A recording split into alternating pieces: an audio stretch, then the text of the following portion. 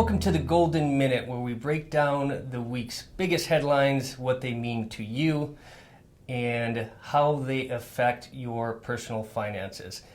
Today we have three great topics on our radar. What we like to go over is a few different things. I have Damian White here with me today.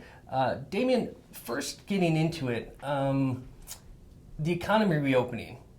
Tell me how that is really going to play into things here recently with some of the economies half open, some of them are full open. Yeah, the economy seems to be opening up. I think everywhere in the entire country has opened up at least phase one at this point. So that's a start. Obviously, it's very regional in different areas. New York City, I believe, was the last one to open, which was Monday, today, just the other day.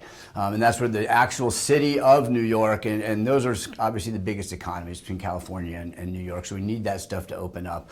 As we start getting into phase two, we'll see. I mean, here in Arizona, we've been, I don't even know what phase we're in, maybe 3 by now. And we've started opening up. We never really were quite as locked down as many other places in the country were.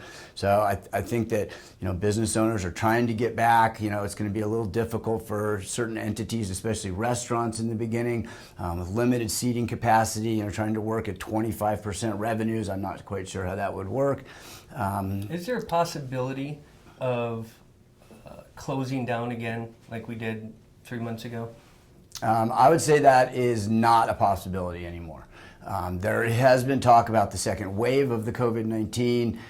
Some areas, including Arizona, seem to having an increase. Whether or not that's because of more testing, just as a bulk number, I'm not sure. That could be something. I don't think that even the worst decision leaders out there, I don't think can close down again. They understand the financial, economic ramifications that have happened, and I think we're going to have to just weather through it if there's another outbreak and lose another 40,000 lives or whatever it is. So obviously what's dominating the headlines recently is the protests and riots.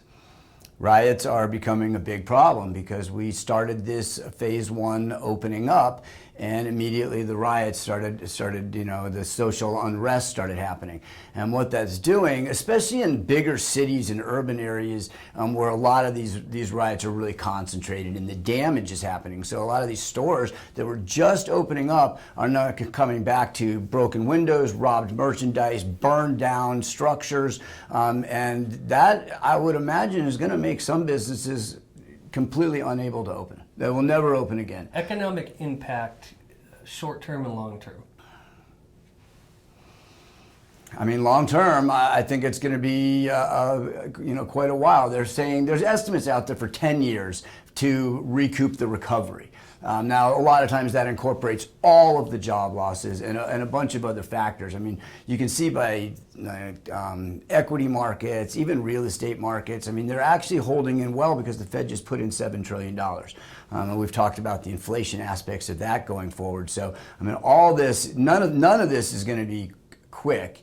And all of it is going to be dragged out in stages. And again, it's very regional.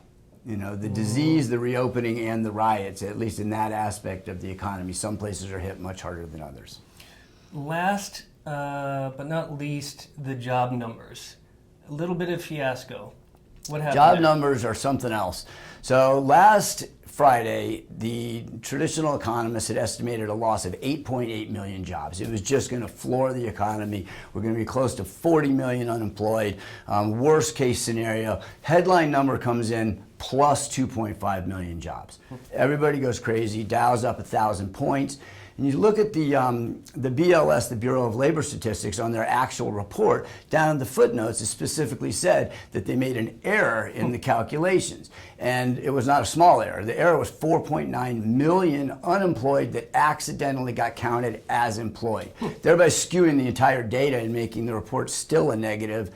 And the unemployment rate went up, I believe, 3% in their footnote. Not in the main headline. They don't want to correct it.